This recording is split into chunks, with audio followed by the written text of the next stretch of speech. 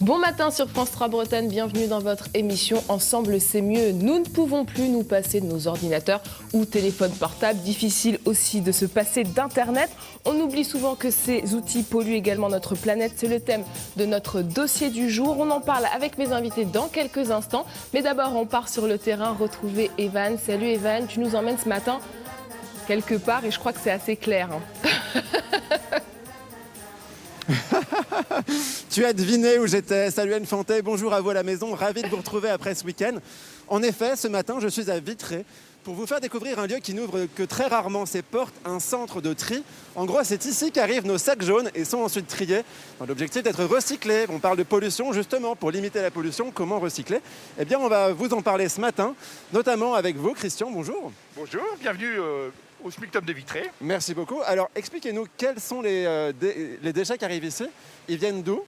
Et surtout, de combien d'habitants est-ce que ça représente cette pile de papier, par exemple? Voilà, bah écoutez, le SMICTOP, c'est un service public en fait, qui est chargé de la collecte des déchets ménagers, déchets recyclables ou non recyclables.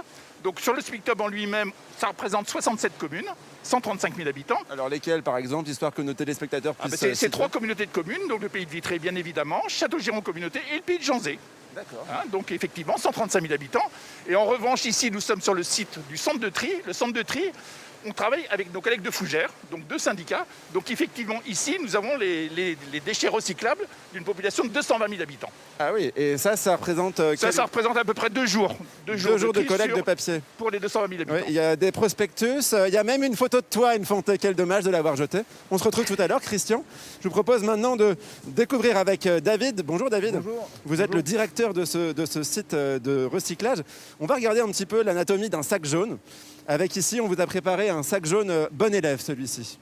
On va dire ça à peu près. Plus ou moins. Alors qu'est-ce qu'on trouve dans ce sac? Donc ici on retrouve les cartons qui doivent être mis bien entendu dans les sacs jaunes, les cartons, les emballages cartonnés, les emballages de boissons en plastique, donc bouteilles d'eau, bouteilles d'eau aussi colorées, on peut tout à fait les mettre. On peut mettre les bouchons aussi. Vous pouvez tout à fait mettre les bouchons sur les bouteilles d'eau, tant que le bouchon est de la même matière que la bouteille.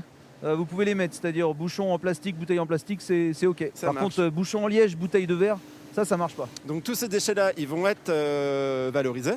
Tout à fait, recyclé. Donc ça, on va vous le montrer tout à l'heure. Et puis ici, on a un sac un peu mauvais élève, avec pas mal d'erreurs de tri. Vous allez voir que c'est assez incroyable Voilà, ce qu'on peut y trouver. Donc on retrouve, donc là c'est un sac un peu malheureux. Donc en effet, on retrouve ici des textiles qui auraient dû être mis dans une borne le relais. Un peignoir rose. Et donc essentiellement aussi donc Des emballages de chocolat. Voilà, des blisters, ce qu'on appelle nous des blisters, c'est-à-dire des emballages qui pour l'instant n'ont pas à être dans le sac jaune, puisqu'en termes d'emballage plastique aujourd'hui dans le sac jaune pour les habitants du territoire de Vitré, du coup ce sont uniquement les bouteilles et flacons en plastique. Oui, parce que chaque communauté de communes a en fait une liste de produits qu'on peut mettre dans ces sacs jaunes. C'est ça, Tout ça à dépend fait. vraiment de là où on se situe. Tout à fait. Donc pour les habitants des communautés de communes de Vitré, Château-Giron, La Roche-Chauffée, donc il faut pas mettre tout ce qui est plot de plastique, barquettes de beurre, pot de yaourt. Donc jusqu'en 2003, il faut mettre uniquement les flacons et bouteilles en plastique dans les sacs jaunes, en plus des cartons et des emballages métalliques. Christian, rejoignez-nous. J'ai une dernière question. Merci beaucoup, David. J'ai une dernière question. Oui. Est-ce que nous, en Bretagne, on recycle bien? Oui, globalement, on est des bons recycleurs, des bons trieurs au niveau de la Bretagne, et en particulier, bien évidemment, dans le pays de Vitré au sens large. Évidemment.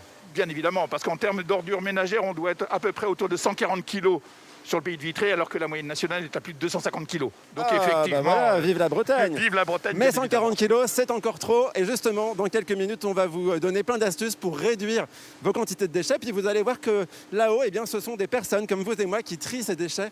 On va aller les rencontrer dans une poignée de minutes. À tout à l'heure. À tout à l'heure, Evan. Et on en vient à notre dossier du jour. Avez-vous conscience que chaque SMS envoyé, chaque minute passée sur Internet à visionner une vidéo ou envoyer un mail consomme de l'énergie? On appelle cela aussi la pollution numérique. On fait le point en chiffres et en images. J'ai pas reçu ton mail. T'inquiète, je te le renvoie. Envoyer un mail, faire une recherche internet, visionner un film, échanger avec nos proches sur les réseaux sociaux, utiliser des objets connectés. Toutes ces actions semblent immatérielles et sans conséquences. Pourtant, elles sont très gourmandes en énergie. Si Internet était un pays, il serait le 6e plus gros consommateur mondial d'électricité. Pollution numérique générée par nos 34 milliards d'appareils connectés sur la planète est responsable de 4% des émissions de gaz à effet de serre dans le globe. Et d'ici 2025, on prévoit le double. 10 milliards de mails sont échangés dans le monde en l'espace d'1 heure. Et le pire, c'est le visionnage de vidéos en ligne, qui absorbe 60% des flux de données sur Internet. Pour faire fonctionner tout ça, rien qu'en France, 180 data centers utilisent à eux seuls 10% de la consommation électrique nationale. Mais pour réduire la pollution numérique, on peut agir à son échelon. On évite par exemple les objets connectés, on stocke le moins possible sur le cloud, notamment ses mails, on privilégie le téléchargement au streaming vidéo et on éteint sa box internet la nuit. Ok les geeks. On est tous un petit peu geeks de l'âme. Et il existe plein d'astuces pour diminuer cette empreinte du numérique sur la planète. Et nos invités ce matin vont nous y aider. Stéphane Lecointe, vous êtes chargé de mission à l'ADEME Bretagne. L'ADEME, c'est l'agence de la transition écologique. Pierre Jacobs, vous êtes le directeur Grand Ouest d'Orange. Et Jean-Pierre Guillon, nous parlerons de généalogie avec vous un peu plus tard dans l'émission. Bonjour à tous les trois. Bonjour. Alors j'aimerais commencer avec cette phrase. Le numérique n'a rien d'immatériel. C'est ce qu'écrivait l'ADEME dans un rapport en novembre 2019. C'est vrai qu'on n'y pense pas souvent, voire pas du tout, cette pollution numérique, Stéphane Lecointe. C'est très virtuel. Enfin, c'est un autre terme qu'on utilise beaucoup dans le numérique, le virtuel. Donc, effectivement, on ne se rend pas forcément compte des impacts de chaque acte, de chaque minute. Ça a été très bien dit dans ce tout petit résumé là. Ça me coupe un peu l'herbe sous le pied d'ailleurs, parce que j'avais pas mal d'arguments qui ont été déjà évoqués dans ce petit flash. Mais complètement.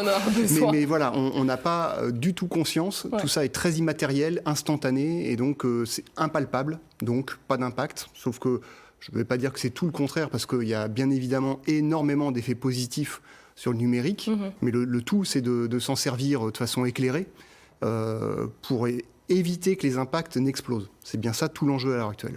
En tant que PDG Grand Ouest d'Orange, quand on parle de pollution numérique, c'est un terme que vous cautionnez, Pierre Jacobs. Alors, je ne suis pas là pour le dénoncer ou le cautionner, mais c'est vrai que je préfère le terme de sobriété numérique, parce qu'il ne faut pas oublier que le numérique, ça permet aussi l'accélération d'une forme de modération ou de sobriété en fait, d'usage, et donc pour l'environnement. Et c'est vrai qu'il ne faut pas le voir que sous un aspect négatif. Comme il était dit dans le reportage, c'est 4% des émissions de gaz à effet de serre, c'est-à-dire que c'est bien moins aujourd'hui que l'industrie, que le domaine du bâtiment ou que le transport. Néanmoins, c'est important. Et donc, Orange, on se bat vraiment pour que ce 4% se réduise, soit modéré au maximum. J'allais dire par un triptyque, déjà sur nos équipements, nos infrastructures, vis-à-vis de nos salariés, des habitudes qu'on peut avoir, parce qu'on est une grosse entreprise, et donc les habitudes de nos salariés doivent permettre aussi d'améliorer nos usages et d'en faire un modèle pour nos clients. Et puis le troisième élément du triptyque, c'est les habitudes de nos clients. Et tout ça, j'allais dire, peut se résumer en deux choses. Déjà, l'objectif que nous avons, on vient d'être renouvelé sur 2 certifications, ISO 14001 et ISO 50001. Nous sommes un des seuls opérateurs en Europe à avoir ces 2 certifications. Et donc, on investit durablement sur des actions environnementales. Et le deuxième, qui est un objectif stratégique qu'a pris le groupe Orange, c'est d'arriver à la neutralité carbone dès 2040. Ça paraît loin, mais c'est court, alors que les accords de Paris en 2015 ont demandé aux entreprises d'arriver à cette neutralité en 2050. Donc on va vraiment se battre pour que cette neutralité soit réelle dès 2040. On va revenir plus précisément tout à l'heure sur ce que vous faites. On ne s'en inquiète pas assez de la pollution numérique, Jean-Pierre Guillon. Alors vous travaillez en plus dans le secteur informatique. Tout à fait. C'est quelque chose qui, comme disait monsieur, ça nous paraît virtuel, pour ça on ne le touche pas, on ne le voit pas, et pourtant derrière il y a une vraie consommation, il y a un vrai besoin d'énergie pour que tout fonctionne. Et même si on ne fait pas trop attention, c'est quelque chose qui devient avec quelque chose comme ça, une consommation exponentielle. Et jour après jour, on se dit tiens, un nouveau service, tiens, une nouvelle application, tiens, un nouveau téléphone. Est-ce que vous en parlez avec vos clients par exemple ? Tout à fait, même eux ils sont assez conscients, puisque même il a fallu passer les entreprises, même les plus petites et les plus réticentes en informatique, et bon, pas forcément facile avec certains. Et maintenant, tout le monde utilise du numérique, même pour son propre loisir, tout le monde utilise du numérique.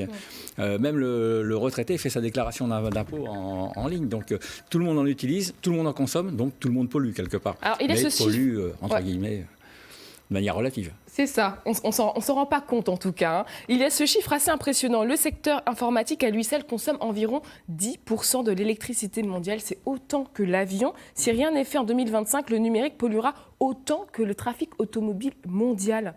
Comment elle est répartie cette pollution numérique concrètement, Stéphane Lecomte? Alors, concrètement, oui, sur ces 4%, enfin, on peut le traduire aussi en facteur d'émissions gaz à effet de serre. Ouais. Donc c'est 4% des émissions mondiales, mais voilà, c'est une règle de 3 hein, qui permet de basculer d'un chiffre à l'autre.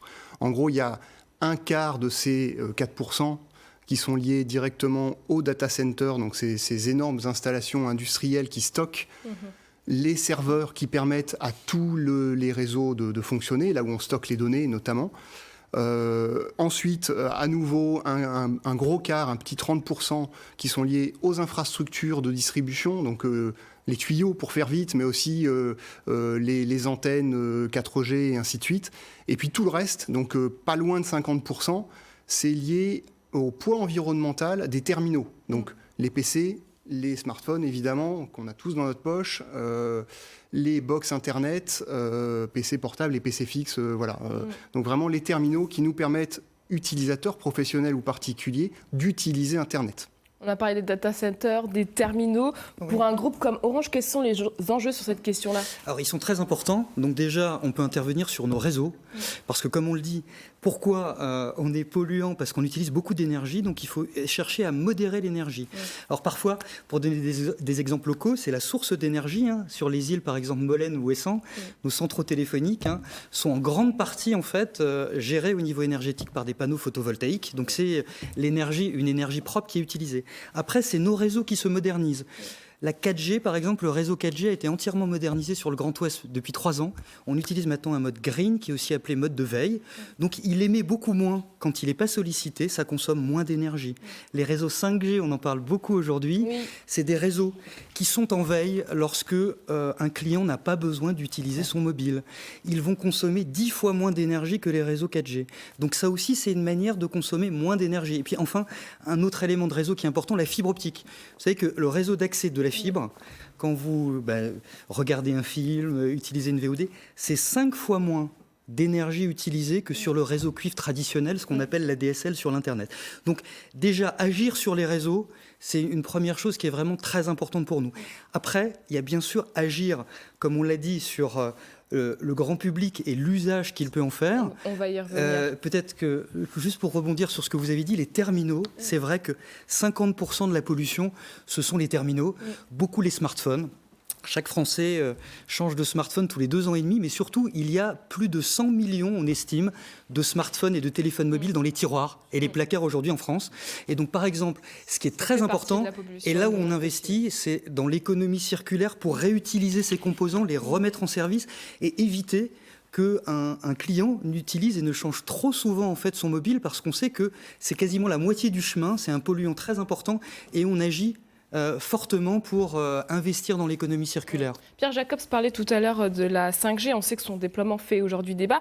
On dit qu'elle consommera moins. Est-ce qu'elle sera pour autant moins polluante, Stéphane Lecomte? Alors, là, encore une fois, tout est relatif.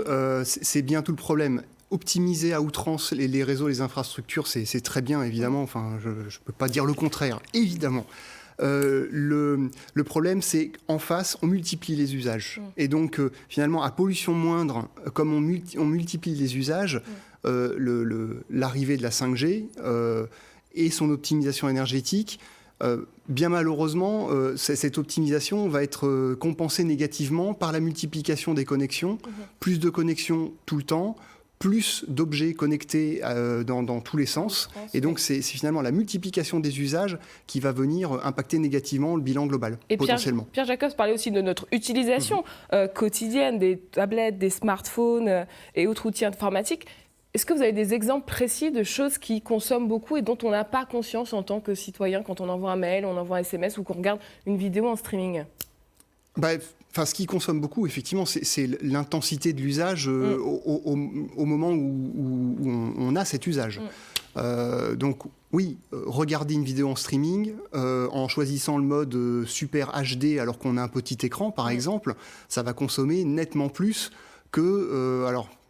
Effectivement, quand on peut avoir une offre compatible avec un téléchargement préalable, où on vient télécharger juste le fichier dans des conditions très optimisées, qu'on va regarder en local, c'est sensiblement mieux. Mais encore une fois, il faut adapter l'usage...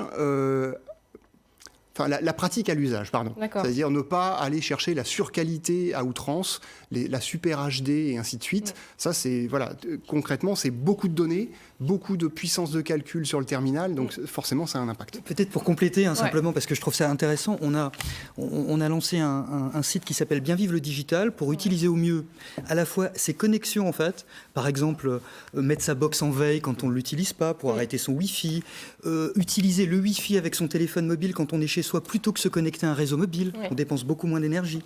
Et donc, il y a de bonnes habitudes qu'il faut diffuser à nos clients parce qu'on peut utiliser le numérique de façon beaucoup plus modérée, mais quand on connaît les bons gestes. Et puis, juste peut-être quelque chose de significatif, on a calculé que si chacun d'entre nous supprimer 50 mails par an inutiles. Et Dieu sait qu'on en reçoit avec parfois des grosses pièces jointes, etc. C'est l'équivalent de 2 jours d'énergie dans une grande ville comme Nantes qui est économisé. 50 mails par an seulement supprimés. Donc on voit bien que derrière tout ce que l'on conserve, ce que l'on stocke, on peut faire des économies très importantes. Et en parlant de bonnes habitudes, on va écouter ce témoignage de Siam qui nous explique les bons gestes qu'elle adopte. J'ai appris que la pollution numérique émettait 4% des gaz à effet de serre. Donc j'ai décidé de réduire mon impact en triant régulièrement mes mails et mon cloud.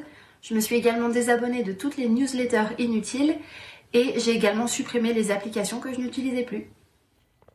Stéphane Lecomte, est-ce que ça suffit à réduire drastiquement cette pollution numérique dont on parle depuis ce matin ? C'est déjà un sacré bon pas. Enfin, ça fait partie des préconisations assez évidentes, effectivement pas très contraignantes à mettre en œuvre. Alors oui, sauvegarder ses photos, c'est important, puis on en fait beaucoup, peut-être beaucoup trop d'ailleurs. Peut-être vaut-il mieux les sauvegarder en local sur un disque dur externe plutôt qu'effectivement avoir recours systématiquement à du cloud pour les stocker. Certes, elles sont très bien sauvegardées dans ce cas-là, mais tout ça a un impact. Faire le tri dans ses mails, se désabonner de X newsletters que l'on reçoit sans arrêt, ce qui est aussi perturbant d'un point de vue concentration et ainsi de suite, c'est une très très bonne chose. Donc oui, rien à dire sur ces premiers pas, c'est évidemment le b.a.-ba qu'il faut vraiment intégrer. Et est-ce qu'il existe des applications qui peuvent nous aider à aller vers cette sobriété numérique, comme vous le disiez? On a créé une application, un site qui s'appelle Bien Vivre le Digital, pour donner les petites astuces sur comment mieux utiliser son téléphone mobile, qu'est-ce qu'on doit garder ou charger, qu'est-ce qu'on doit plutôt regarder en direct et éviter le streaming, qu'est-ce qu'il est inutile de stocker. Donc on a pris cette initiative pour donner des idées, quelque part, un permis de conduire digital, mais je crois qu'on en est là aussi pour savoir bien utiliser en fait tous ces nouveaux outils. Et puis, ce qui est important aussi, dans une petite application qu'on a sur les téléphones mobiles de nos clients qui s'appelle Orange et moi, on peut voir son empreinte environnementale, on peut regarder, suivant ses habitudes de consommation, quel impact ça a sur l'environnement, simplement pour réaliser que, comme on l'a dit tout à l'heure, cette pollution qui peut paraître immatérielle ou en tout cas moins visible que d'autres, elle est réelle et que chacun peut contribuer à la réduire ou à la modérer au maximum. Vous voulez ajouter quelque chose, Stéphane Lecomte ? Alors déjà, c'est vrai qu'un outil qui permet de visualiser un petit peu la consommation, c'est un premier pas pour prendre conscience. Et en réaction, oui, alors des outils qui existent, notamment sur les smartphones ou des petits plugins, alors désolé pour les termes, mais voilà, sur certains explorateurs Internet, permettent, oui, de pré-trier sa boîte mail, de se désabonner automatiquement de certaines newsletters. Et sur un smartphone, il y a aussi des petites applis qui permettent notamment d'éteindre toutes les applis qui tournent en tâche de fond et qui viennent consommer, sans qu'on le sache, des ressources batterie, calcul et réseau sur un smartphone, même si on ne l'utilise pas. Alors on arrive presque au terme de ces jours. On va écouter à présent cette question de Virginie. De mon côté, j'essaye de mettre en place une sobriété numérique, c'est-à-dire que je ne regarde pas des séries en boucle et je ne renouvelle pas mon matériel numérique trop souvent. Et à côté de ça, je fais de la sensibilisation par le dessin parce que, comme dit, c'est un sujet qui est méconnu. Donc j'en viens à ma question. Ne trouvez-vous pas qu'il serait pertinent de sensibiliser à la pollution numérique dans les écoles et dans les entreprises ? Stéphane Lecomte ? Complètement d'accord avec ça. Le numérique, donc d'une, ça a des impacts environnementaux. Voilà, on va pas revenir dessus, on en parle depuis suffisamment longtemps ce matin. Il y a une deuxième dimension, moi, que je trouve vraiment importante aussi, c'est tout ce qui est lié à la sécurité. On ne se rend pas compte de ce que l'on envoie, de ce que l'on révèle de nous sur les réseaux Internet, que ce soit via les réseaux sociaux ou voilà, tous les secrets qu'on garde dans notre smartphone. Et donc, ces deux dimensions-là, moi, je trouve étonnant qu'on ne soit pas plus sensibilisé que ça. Alors, pourquoi pas dès l'école, en entreprise, évidemment, sur la sécurité informatique au sens large. C'est deux sujets liés à l'informatique, directement liés à l'informatique, qui sont pour moi absolument incontournables. Et en même temps, il faut quand même souligner l'apport qu'a apporté Internet. Oui. On ne peut pas faire ce dossier-là sans en parler, Pierre Jacobs. Mais je crois que la pédagogie, elle est sur effectivement la modération. Nous, dans l'entreprise, et puis aussi dans les écoles, auprès de toutes les populations, y compris des seniors, derrière les ateliers numériques, on essaie justement d'améliorer cette pédagogie pour le meilleur usage possible. Et je pense que ça, c'est un facteur d'inclusion numérique, c'est mieux utiliser le numérique et pas seulement l'équipement. Et bien entendu, c'est une formidable opportunité. Le numérique, ça peut éviter d'autres formes de pollution. Si on utilise bien le numérique avec les bons outils, faire des réunions à distance, alterner peut-être quand on sera sorti de la crise sanitaire avec des réunions présentielles. Mais c'est beaucoup plus modeste en termes d'usage de l'énergie que si on amenait 10 ou 100 personnes prenant leur voiture ou un autre transport en commun pour se rendre à une réunion. Donc l'utiliser intelligemment, ça va avoir aussi un impact positif sur l'environnement, j'en suis certain. Un dernier mot, Stéphane Lecointe, sur ce que vient de dire Pierre Jacobs. Je partage complètement ça. Après, voilà, encore une fois... c'est un formidable outil avec potentiellement plein d'aspects positifs, personnels, sociétaux et environnementaux. Pourquoi pas, quand on parle de maisons connectées qui permettent, du coup, grâce au numérique, d'optimiser sa consommation énergétique, son chauffage, bien le régler, ainsi de suite. Bien sûr, tout ça, c'est très bien. Encore une fois, voilà. Encore une fois, il faut avoir à consommer avec modération comme l'alcool. Ce sera la conclusion de notre dossier du jour. Merci à tous les deux, à tous les trois d'avoir participé à notre dossier du jour. On prend maintenant la direction de Vitré où l'on retrouve Evan. Enfantais, c'est quand même dingue de se dire qu'ici, chaque année, transitent plus de 10 000 tonnes de déchets qui sont triés à la main. Moi, personnellement, je croyais que c'était automatique. Mais en fait, il y a quand même un tri manuel, David. Tout à fait. Donc, il y a un pré-tri automatique pour supprimer les poussières et ensuite séparer grossièrement les matières. Et ensuite, ça se passe sur les chaînes et c'est un tri manuel. Donc juste derrière les petits pans de plastique qu'on voit là-bas, les sacs jaunes sont ouverts. Tout à fait. Et ensuite, leur contenu arrive sur ce tapis. Tout à fait. Donc sur ce tapis, on a donc ce qu'on appelle les corps plats, c'est-à-dire un mélange de papier et de carton. Donc le rôle des agences, c'est de séparer les papiers et le carton, mais également de retirer toutes les erreurs de tri. Alors justement, les erreurs de tri, qu'est-ce que vous en faites ? Donc les erreurs de tri, elles sont envoyées là où elles auraient dû aller initialement, c'est-à-dire soit en valorisation énergétique, elles sont brûlées, produire de l'énergie, et soit en enfouissement. Donc en fait, quand on ne met pas les bons déchets dans son sac jaune, ça génère de la logistique en plus, et donc des coûts pour la collectivité. Tout à fait, ça génère de la logistique. C'est pas très sympa aussi pour les agents, puisqu'en fait, parfois ce sont des matériaux qui sont impropres, qui sont sales, et en plus c'est des surcoûts aussi pour les usagers. Parce qu'en fait, on a un coût de tri supplémentaire qui n'a servi à rien. Et ensuite, elles sont dirigées vers là où elles auraient dû aller au début. Alors, qu'est-ce que vous en faites, par exemple, des papiers ? Alors, les papiers, c'est recyclé donc en papeterie pour refaire du papier, essentiellement papier journal. Et les cartons, vous en faites aussi du carton ? Tout à fait. Les cartons, ça repart aussi pour faire du carton recyclé. Carton brun essentiellement. Est-ce qu'on peut mettre des masques dans notre sac jaune ? Non. Hein. Donc non, ça c'est une erreur de tri. Malheureusement, qu'on constate beaucoup en ce moment, mais les masques ne doivent pas être mis dans les sacs jaunes. C'est important parce qu'ici, du coup, ils se retrouvent en contact des trieurs. Et donc voilà, aujourd'hui, ce qui est préconisé, c'est que tout ce qui est masque et gants qui a été utilisé doit être mis dans un sac fermé, dans un sac noir et avec les ordures ménagères. Très bien. Bon, et alors l'autre chaîne, ici, vous nous disiez que c'était tout ce qui était carton, papier. À chaque fois, ça tombe. Là, on est à l'étage, en fait. Il faut imaginer, ça tombe au rez-de-chaussée où on était tout à l'heure. C'est ça ? Oui. Où ça va être compacté. Dans les box, ça sera mis en balles, compacté dans des balles de 700 kg. Et ensuite, ça part par semi-remorque dans les filières de recyclage avec qui on a signé un contrat. Parce qu'en fait, c'est ça le principe, c'est que vous revendez cette matière à des entreprises spécialisées et c'est ce qui participe à financer tout ce processus de collecte. Tout à fait. Donc la collectivité, elle est vraiment organisatrice du service du début à la fin. de l'usager, mais aussi toute la partie cachée, et on est jusqu'au bout de la chaîne, c'est nous qui signons collectivité avec les entreprises de recyclage qui rachètent les produits. Alors là, on a une autre chaîne, c'est la chaîne du lait Ribot. Pas que. Tout ce qui est emballage liquide, enfin tout ce qui est ce qu'on appelle corps creux, donc les boîtes de conserve, les emballages liquides, plastique ou carton, et également les aciers. Et alors, je ne sais pas si Fabrice à la caméra peut vous montrer, mais tout tombe dans une sorte de cuve. Attention à ce que la caméra ne tombe pas. Et ça, donc, vous en faites aussi des polaires. On peut en faire des polaires. Tout ce qui va être bouteille plastique va devenir essentiellement du plastique recyclé de type fourreau pour les travaux publics. C'est la grosse partie du recyclage. Sinon, également du rembourrage pour l'automobile, essentiellement. Et dans une moindre mesure, on va dire... des vêtements. Des vêtements. Bon, merci beaucoup, David. Restez avec nous. Moi, je vous propose de revenir nous voir dans quelques minutes pour jouer à un question pour un champion un peu spécial. Un question pour un champion recyclage. Vous allez apprendre plein de choses. Est-ce que vous êtes prêts ? 3, 2, 1... Oui, c'est à toi, Anne-Fanté. Allez, top, à tout à l'heure. Et justement, en parlant de tri sélectif dans notre volet emploi, on vous présente ce matin le quotidien de Dominique. Il est technicien de maintenance. Regardez. Ici, tu vois, on a fait la modif hier. Là, on peut activer les poussées. Dominique Guérin, 57 ans, responsable maintenance dans un tri de collecte sélective.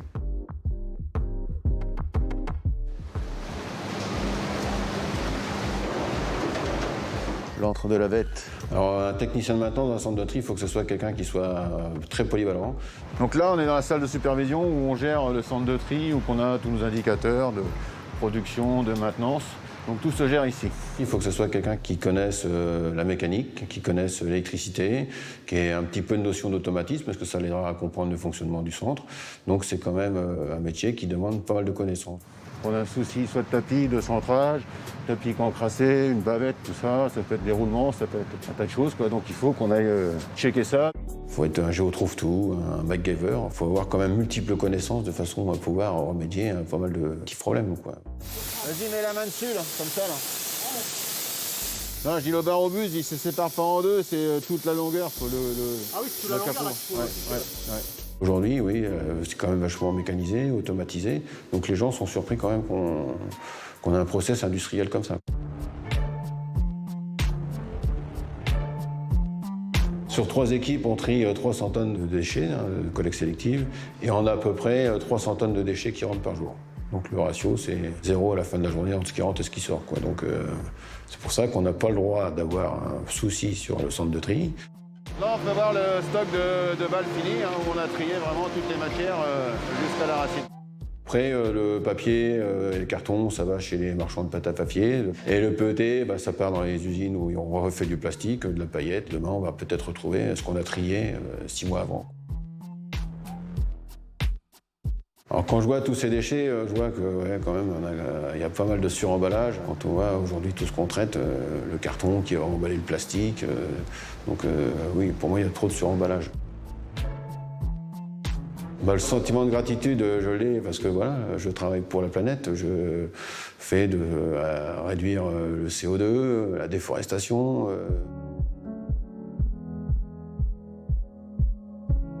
Tout ce que je fais au boulot, c'est utile pour la planète, pour tout le monde. C'est une démarche qui me plaît bien. Voilà pour ce portrait de Dominique. Quelles sont les offres à pourvoir sur le territoire ? Vous saurez tout grâce à Emmanuelle Guévélo. Bonjour Emmanuelle. Bonjour Anne-Fanté. Vous êtes conseillère Pôle emploi à Pontivy. Alors comme le disait à l'instant Dominique, le métier est très très polyvalent. Rappelez-nous brièvement quelques missions. Alors, les principales missions du technicien de tri sélectif, il organise le tri des déchets afin d'en éliminer le maximum dans une journée.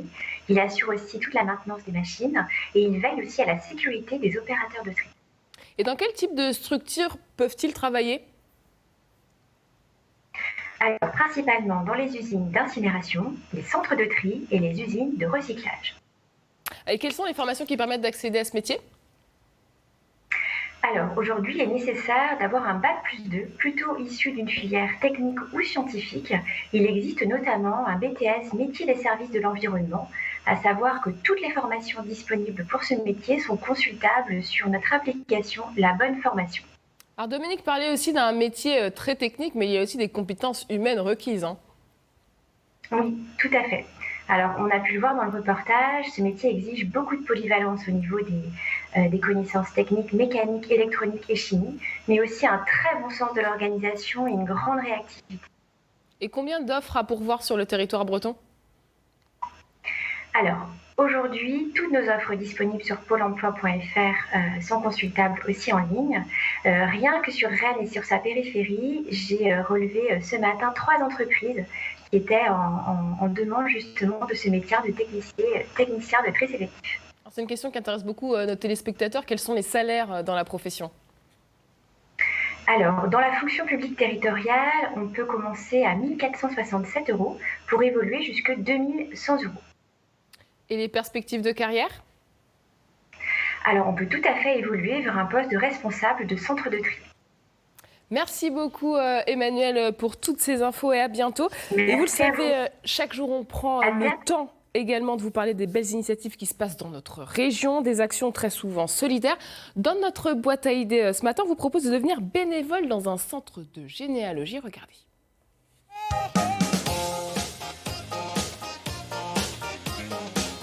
J'aimerais bien faire des recherches sur nos ancêtres. Adhère à un cercle de généalogie. Près de 9 Français sur 10, 87%, sont intéressés par la généalogie. 1 sur 2, 51%, a déjà fait des recherches sur sa famille. Et pour pouvoir progresser dans ses recherches, on a toujours besoin à un moment d'un coup de main. Qui dit généalogie dit entraide. Et qui dit entraide dit bénévole. Aujourd'hui, le cœur de l'activité en généalogie se passe sur Internet et sur les réseaux sociaux. Le fil d'Ariane ou l'Arbre sont des réseaux qui regroupent des centaines de bénévoles qui échangent, partagent et s'entraident. Julien, 27 ans, est mordu de généalogie depuis son adolescence. Et son plaisir, c'est aussi d'aider les autres dans leurs recherches. J'ai constitué pour ma commune un fonds iconographique de près de 2000 clichés allant de la fin du 19e jusqu'à nos jours. Bien souvent, dans les familles, les photos passent de main en main et parfois disparaissent ou parfois sont stockées à des endroits où on ne s'y attend pas. Le fait de constituer un fonds iconographique pour la commune permet aux gens de venir et de le consulter et parfois de retrouver leurs ancêtres, ce qui est pour moi une véritable satisfaction. Vous aussi, participez à l'entraide entre généalogistes amateurs. Rejoignez un cercle. Et c'est justement ce que vous faites, Jean-Pierre Guillon. Vous animez depuis 2016 l'atelier de généalogie de la Garde du Vœu d'Ennemont. Comment vous êtes d'abord tombé dans la fièvre de la généalogie, en tant qu'informaticien, je dis. Il y a très très longtemps, en fait, j'avais acheté un arbre sur un vieux papier au Moulin d'Ambert, en Auvergne, et j'avais demandé justement à mes grands-parents de renseigner un petit peu les cases manquantes, et puis c'était resté un petit peu dans l'oubli, et puis lorsque j'ai eu 25-30 ans, je me suis dit, tiens, il faudrait que je m'y remette. Et le problème de la généalogie, c'est dès qu'on met le doigt dedans, c'est comme un engrenage, on n'en sort plus. Et vous avez fait des rencontres, des découvertes inattendues sur votre famille ? Sur ma famille, oui, il y avait des choses un petit peu qu'on découvre au fil du temps. J'avais une arrière-grand-mère qui était issue de l'assistance et mon grand-père m'avait dit ça s'arrête là, l'arbre, il n'y a pas d'autres branches. Et en fait, en cherchant un petit peu aux archives de Paris, j'ai retrouvé l'acte d'abandon justement de cette personne et sur lequel figuraient les noms des parents. Donc j'ai pu remonter encore plus loin et remonter l'arbre au-delà de cette personne qui avait été abandonnée. On a pu trouver aussi un ancêtre à cette génération aussi qui s'était marié et au décès de sa femme a épousé une nièce pour garder des terres et ainsi de suite. Donc voilà. Et récemment, j'ai fait aussi une découverte un petit peu, non pas banale. Sur une des branches de l'arbre, je remonte jusqu'à la fille du fils du pape Borgia. Donc voilà, donc c'est un petit peu le côté, on va dire, c'est ce qui vous plaît finalement dans la généalogie, c'est d'en savoir plus sur d'où vous venez et ce que ça raconte aussi d'une époque, de votre famille. Notre petite histoire, entre guillemets, est toujours attachée à la grande histoire, comme on voit à côté. On l'a vu justement, on parlait de la généalogie. À l'époque, en 2014, quand il y a eu le centenaire de la guerre 14-18, il y a eu un engouement pour la recherche des poilus. Les gens se sont mis à... Et au niveau des archives, ils ont mis en ligne beaucoup de livrets matricules et ça a permis aux gens de retrouver, entre guillemets, leurs poilus. Et si bien qu'on retrouvait les ancêtres qui étaient morts ou pas à la guerre et qui avaient fait justement, qui étaient allés sur le front. et de savoir tout simplement qu'ils existaient, parce que pour beaucoup, ils n'étaient même pas conscients que quelqu'un de leur famille avait fait la guerre, ou qui avait fait la guerre, ou s'ils y étaient morts ou pas. Et comment ça se passe dans votre atelier de généalogie concrètement? Vous vous retrouvez, chacun a sa petite recherche à faire, comment ça se passe? En fait, on a créé ça il y a 4 ans sur le constat que beaucoup de gens s'intéressaient de plus en plus de personnes. Et les gens, c'est généralement suite à une succession ou un décès, qui retrouvent des vieilles photos, des vieux documents, ils se disent tiens, je vais chercher un petit peu. Donc il y a des gens qui sont là, qui ont fait de la généalogie depuis 20 ans. La personne qui l'anime avec moi à l'atelier, pareil, c'est un mordu depuis des dizaines d'années. Et puis il y a des gens qui viennent de s'y mettre, qui ne connaissent absolument rien, mais qui veulent le faire. Donc on leur donne les premiers tuyaux, comment faire, comment partir de généralement un livret de famille, un acte de mariage, un acte de décès d'un parent. Et ça permet de retrouver, de remonter l'arbre petit à petit, directement donc, sur Internet. On parlait d'Internet, justement, sur le site des archives départementales. Justement, le numérique, ça a facilité les recherches. Aujourd'hui, c'est incontournable. Bien sûr. Il y a 20 ans de ça, il fallait prendre sa voiture, donc entre guillemets, pour reprendre le sujet d'avant, polluer, pour aller dans les différentes archives, les différentes communes. Donc ça indiquait qu'il fallait y aller sur les heures d'ouverture. Donc évidemment, c'était déjà des grosses contraintes. Et la distance parfois, parce qu'on... Déplacement, parce que les gens ont bougé. Donc quand vous habitez en Bretagne, que vos ancêtres sont dans le centre ou dans l'Est, vous n'y allez pas tous les jours.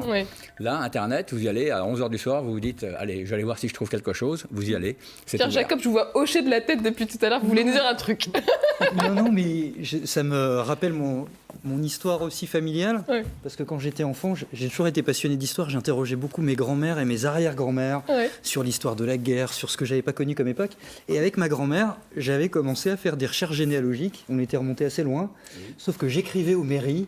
J'envoyais des courriers, j'attendais qu'ils me répondent, etc. Mais contrairement à vous, j'ai pas repris à 25 ou 30 ans ces recherches-là. Elles ont dû s'arrêter à 15 ans. Mais ça m'avait passionné pendant quelques années de penser ce que pouvait faire quelle activité professionnelle où il vivait. Mais c'était très compliqué parce que si on pouvait pas se déplacer, il fallait qu'une administration réponde. Elle n'avait pas forcément les bons actes. Et donc c'était très compliqué. Le bon acte, car ils n'ont pas vocation à chercher. Avec le numérique, je suis sûr quand même qu'on gagne beaucoup de temps. Bien sûr, bien sûr. Et Stéphane Lecomte, est-ce que vous avez déjà entamé des recherches généalogiques sur votre famille? Il y a bien longtemps, mais idem, j'ai pas comment dire, poussé les choses. Et j'ai abandonné ça, je pense, quand j'étais au collège. J'avais commencé un peu en travail appliqué. J'avais fait beaucoup de choses au collège au moment du bicentenaire de la Révolution aussi, où on avait étudié des vieux actes comme ça. C'était absolument passionnant.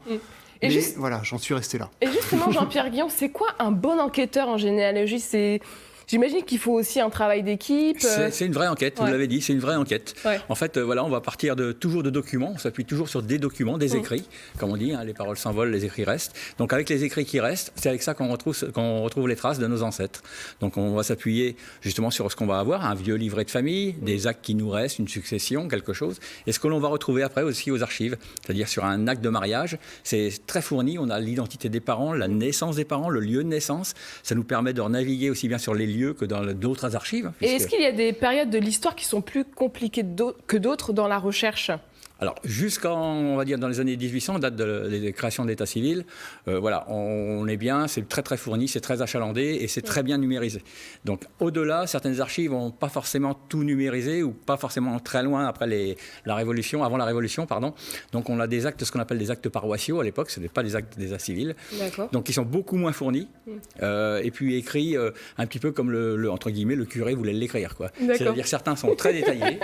On a toute l'histoire de la personne, presque sur un acte de mariage, et avec 3-4 pages, et puis il y en a d'autres, il y a 3 lignes. Très pauvres.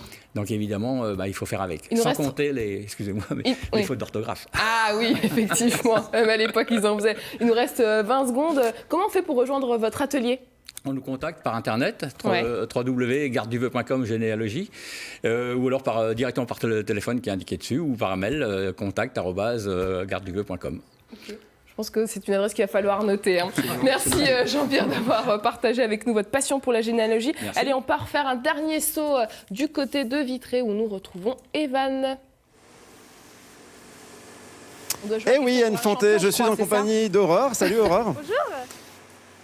Oui, alors exactement, je suis avec Aurore. Et alors, est-ce que tu peux, Aurore, ici, vous accueillez des classes de CM1, CM2 régulièrement pour leur parler justement de la collecte et du tri des déchets. Pourquoi est-ce que vous faites ça ? Alors en fait, on s'est rendu compte que finalement les enfants étaient le meilleur vecteur de communication pour ce qui est tri des déchets et recyclage. Ils ont soif d'apprendre et surtout ils ont une connaissance qui est vraiment énorme. On ne se rend pas compte, mais les enfants savent beaucoup de choses et retiennent beaucoup de choses. Et c'est les graines de demain en fait. C'est à eux qu'il faut apprendre les gestes qui vont nous permettre de protéger l'environnement. Et surtout, ils corrigent leurs parents qui eux-mêmes peuvent faire des erreurs de tri. Donc ils sont vecteurs et c'est super intéressant de travailler avec les enfants sur ces thématiques-là. Et donc vous avez une approche assez ludique avec eux. Et donc c'est pour ça que je vous propose d'avoir nous aussi une approche assez ludique. Après tout, on est tous de grands enfants. Nous allons jouer, mesdames, messieurs, à Question pour un champion spécial recyclage avec Aurore. Tiens, voici le buzzer. On le teste, il marche bien, voilà. Première question, Aurore. Est-ce que si je n'ai pas de jardin, je peux quand même faire du compost à la maison pour limiter d'envoyer mes déchets organiques au centre de tri ? Alors oui, tout à fait. Alors déjà, le fait de composter, c'est toujours une bonne idée. On sait aujourd'hui que nos poubelles sont composées à 1/3 de déchets qui peuvent être biodégradables ou dégradables. Donc en fait, le compostage permet de réduire nos déchets de manière drastique. Et le transport, du coup, qui sert à rien. Exactement. Et surtout, ça nous permet d'entretenir nos plantations quand on a un jardin, parce que le compost est une matière géniale en fait pour entretenir nos plantations. Et si on n'en a pas, on peut le donner à ses voisins. Je crois que vous faites aussi des subventions pour avoir des composteurs comme celui-ci. En fait, on propose la vente de composteurs à tarif réduit pour les habitants de notre territoire. Donc aujourd'hui, on a à peu près 16% de nos habitants qui sont équipés de composteurs. Et ça leur permet effectivement de réduire leur poubelle d'ordures ménagères. Et pour les personnes en fait, qui n'ont pas de jardin, on peut leur proposer également de participer à des sites de compostage partagés. Donc ce sont des ensembles d'habitants dans les immeubles qui gèrent entre eux un site de compostage et qui redistribuent ensuite le compost aux services communaux. Aurore, si tu veux être la championne de notre question pour un champion, il faut que je puisse te poser d'autres questions. Donc la deuxième question maintenant. 3 objets, 3 déchets que je ne mets absolument jamais dans mon sac jaune. D'accord. Alors, les consignes de tri varient en fonction des centres de tri, mais pour nous, en fait, on pourra dire par exemple le plastique qui n'est pas bouteille, donc tout ce qui est barquette de beurre, ce genre de choses. Également le papier, chez nous ça ne va pas dans le sac jaune, ça va dans les bornes spécifiques. Et par exemple une autre erreur de tri, je sais pas, les capsules en plastique. Qu'est-ce que vous pensez du zéro déchet ?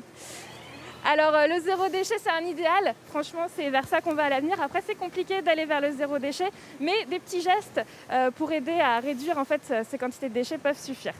Bon, et puis enfin, réparer, c'est surtout limiter ces déchets. Oui. Vous êtes pour la réparation. C'était pas une question, ça me baisse quand même. Je bosse quand même. Et tu as 10 secondes pour répondre. Alors effectivement, on va vers de nouveaux gestes, la réparation en fait partie et on va proposer de plus en plus d'actions pour aider à réduire nos déchets, c'est l'avenir. Bon, et puis on n'a pas le temps de le dire, mais sachez que les sacs jaunes sont également recyclés. Je trouvais que c'était une super info. Oui. Merci beaucoup Aurore, en tout cas, pour cette visite. Merci à toute l'équipe qui travaille dans l'ombre. Et puis Anne Fontet, je vais récupérer le buzzer parce que maintenant, on va faire un petit question pour un champion aussi, mais hors antenne, histoire que tu ne te ridiculises pas trop. Je préfère. Merci beaucoup Evan et à demain. Merci à tous d'avoir été avec nous ce matin. Demain au menu d'Ensemble c'est mieux, on évoquera la question de la dépendance. Quelles sont les prises en charge ? Nos invités nous donneront tous leurs conseils. À suivre dans quelques instants votre journal régional. Je vous souhaite une très belle journée sur France 3 Bretagne et à demain.